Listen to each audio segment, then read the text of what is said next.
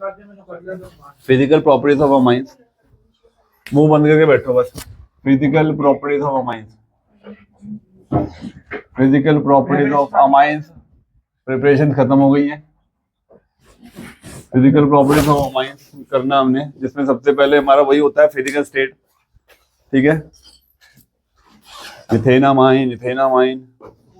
अब इसमें physical properties में इसमें एक ही लाइन सबसे फेमस है कि एक तो वही हो गया कि हाँ इनके अर्ली मेंबर्स भी आपको किस में मिल जाएंगे, लिक्विड स्टेट में मिल जाएंगे। क्यों मिल जाएंगे?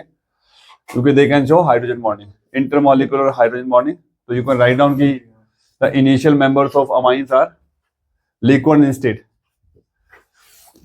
Okay, initial member of amines are liquid in state due to the presence of intermolecular hydrogen bonding. तो ये हाइड्रोजन बॉन्डिंग बना सकते हैं, ठीक है, अमाइंस के। तो हाइड्रोजन बॉन्डिंग बनाएंगे कैसे? तो मैं एक बना के दिखा देता हूँ यहाँ पे। जैसे ये मैंने NH2 दिखा दिया, RNH2, तो ये नेगेटिव होता है और हाइड्रोजन क्या होता है? पॉजिटिव। इसी तरह से मैं एक RNH2 और बना देता हूँ, RNH2,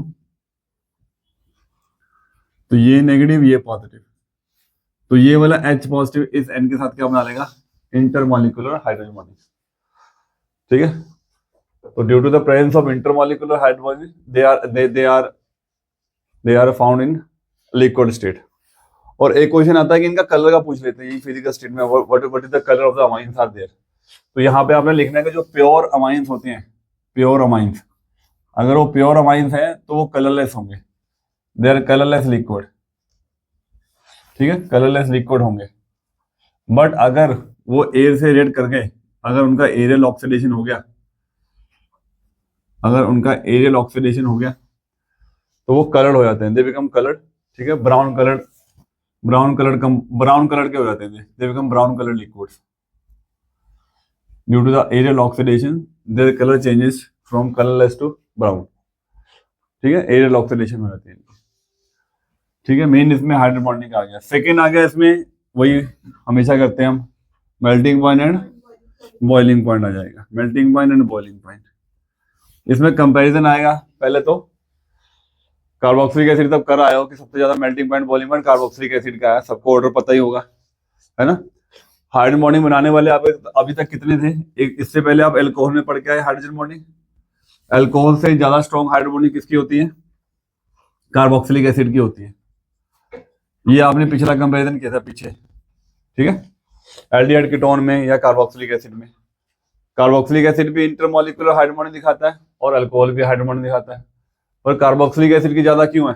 तो वहां मैंने बताया था कि कार्बोक्सिलिक एसिड जो है वो डाइमर फॉर्मेशन कर लेता है, उसके ऊपर और नीचे दोनों तरफ से हाइड्रोजन बॉन्डिंग बन जाती है डाइमर फॉर्मेशन करके। Due to dimer formation carboxylic acid high melting point boiling point. तो इसका मतलब साफ साफ है कि अमाइंस का तो इससे कमी है। हमारा मेन कंपैरिजन किससे रहेगा? मेन कंपैरिजन रहेगा अमाइंस और अल्कोहल में किसका है, अमाइंस और अल्कोहल में किसका। कार्बोक्सिलिक एसिड सबसे ऊपर तो है ही है due to dimer formation. Alcohol और अमाइन में कौन ज्यादा हुआ? अब अल्कोहल भी हाइड्रोजन बॉन्डिंग दिखाता है, अमाइन भी हाइड्रोजन बॉन्डिंग बनाता है। तो अल्कोहल में क्या होता है फॉर्मूला? ROH। अमाइन क्या होता है? RNH2। ये नेगेटिव, ये पॉजिटिव, ये नेगेटिव, ये पॉजिटिव। तो इसमें डिफरेंस किस चीज का है? अल्कोहल और अमाइन में ऑक्सीजन और नाइट्रोजन का डिफरेंस है। और आपको पता तीन ही एलिमेंट है जो हाइड्रोजन बॉन्ड दिखा सकते हैं, एक हैलोजन, हैलोजन में सिर्फ फ्लोरीन, ऑक्सीजन और नाइट्रोजन। अब ऑक्सीजन और नाइट्रोजन दोनों हाइड्रोजन बॉन्डिंग बना, स्ट्रॉन्ग कौन बनाता है? Which can form strong intermolecular hydrogen bonding. तो इन दोनों में ज्यादा स्ट्रॉन्ग कौन बनाएगा? जो ज्यादा इलेक्ट्रोनेगेटिव होगा। तो ऑक्सीजन और नाइट्रोजन ज्यादा इलेक्ट्रोनेगेटिव कौन है? Oxygen. Oxygen is more electronegative, ठीक है, ऑक्सीजन इज मोर इलेक्ट्रोनेगेटिव। तो यही आंसर है, due to its electronegative character it can form strong hydrogen bonding, strong hydrogen bonding as compare to hydrogen bonding formed by the amines. क्योंकि ये इसकी जो hydrogen bonding है इसके कंपैरिजन में क्या होगी? वीक होगी। इसका रीजन आपने देना क्या है कि ऑक्सीजन क्या है? Oxygen is electronegative in nature, more electronegative in nature, more electronegative in nature as compare to किससे? नाइट्रोजन एटम से। ठीक है, ये इंपॉर्टेंट क्वेश्चन था आपका, ये रीजनिंग क्वेश्चन में बन गया कि अल्कोहल और अमाइन में किसका होता है, दोनों हाइड्रोजन बॉन्डिंग बनाते, पर वाई अल्कोहल है more melting point boiling point, because it can form strong intermolecular hydrogen bonding. वो तो आंसर से भी पता, पर क्यों हाइड्रोजन बॉन्डिंग स्ट्रॉन्ग है, क्योंकि इसका ऑक्सीजन जो है वो ज्यादा इलेक्ट्रोनेगेटिव है, मोर इलेक्ट्रोनेगेटिव इन नेचर, तो it can form strong intermolecular hydrogen bonding. ठीक है, इसलिए नेक्स्ट हमने कंपैरिजन करना है। तो हमारा जो अमाइंस अल्कोहल और कार्बोक्सिलिक एसिड का अगर मुझे ऑर्डर बनाना पड़ जाए, तो अल्कोहल बीच में आ जाएगा और पहले क्या आ जाएगा, अमाइंस आ जाएगा।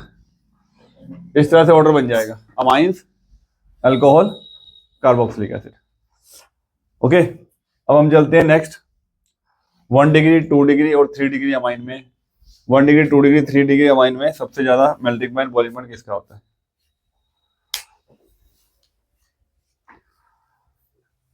नेक्स्ट कंपैरिजन जो होगा 1 डिग्री 2 डिग्री 3 डिग्री का होगा।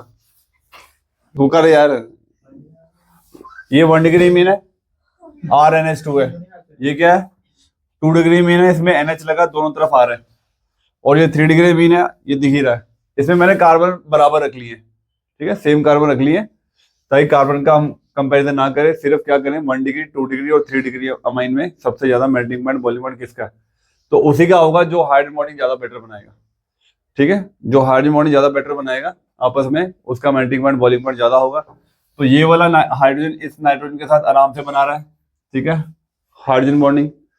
यहाँ पे तुम देखो, यहाँ पे 2 H थे, तो इसके पास पॉसिबिलिटी ज्यादा है कि ये जल्दी हाइड्रोजन बॉन्डिंग बना लेगा। ठीक है, इसके पास एक H कम हो गया, पर फिर भी ये बनाएगा, पर उसके कंपैरिजन में क्या बनाएगा, कम बनाएगा हाइड्रोजन बॉन्डिंग। जितने ज्यादा H होंगे उसके उतने ज्यादा चांसेस होंगे हाइड्रोजन बॉन्डिंग बनाने के। तो ज्यादा बेटर फॉर्मेशन हाइड्रोजन बॉन्डिंग आपकी 1 डिग्री अमाइन की बनेगी।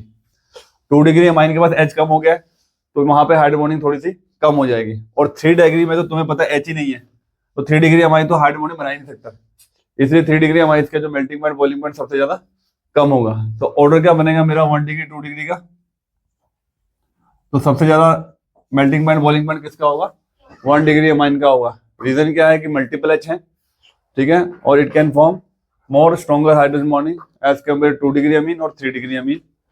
ठीक है, more chance to create hydrogen bonding is there. ठीक है, तो दिस इज द रीजन।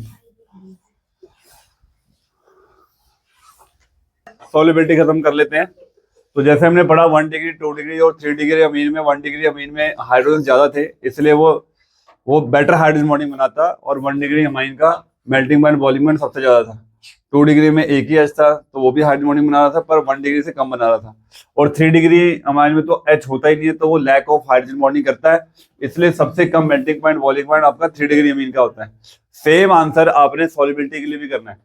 अगर हम जनरली अमाइंस की बात करें, जो स्मॉल अल्काइंस होते हैं, अमाइंस होते हैं जिसमें मतलब कार्बन 1 या 2 या 3 होंगे, वो जनरली क्या होंगे, they are soluble inside the water.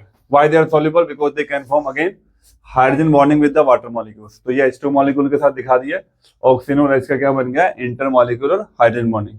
फिर मैंने 1 डिग्री 2 डिग्री और 3 डिग्री अमीन का वाटर के साथ बताया कि सॉल्युबल होंगे कि नहीं होंगे। तो वही बात होगी, इसमें H है तो इसकी ज्यादा पॉसिबिलिटी है कि ये वाटर के साथ क्या बना लेगा, हाइड्रोजन बॉन्डिंग बना लेगा। तो ये 1 डिग्री अमीन की सॉल्युबिलिटी सबसे ज्यादा होगी। यहाँ पे एक H कम हो गया, तो इसकी सॉल्युबिलिटी थोड़ी कम हो जाएगी, पर फिर भी ये सॉल्युबल हो जाएगा। और 3 डिग्री अमीन की सॉल्युबिलिटी सबसे कम हो जाएगी, क्योंकि इसके पास H नहीं है और ये वाटर के साथ हाइड्रोजन बॉन्डिंग भी नहीं बना सकता। तो हमारा ऑर्डर सेम रहेगा, जो मेल्टिंग पॉइंट बॉइलिंग पॉइंट के लिए रहेगा। 1 डिग्री अमीन की सबसे ज्यादा सॉल्युबिलिटी होगी, उससे कम 2 डिग्री की सॉल्युबिलिटी होगी, और सबसे कम किसकी होगी, 3 डिग्री अमाइंस की सॉल्युबिलिटी होगी।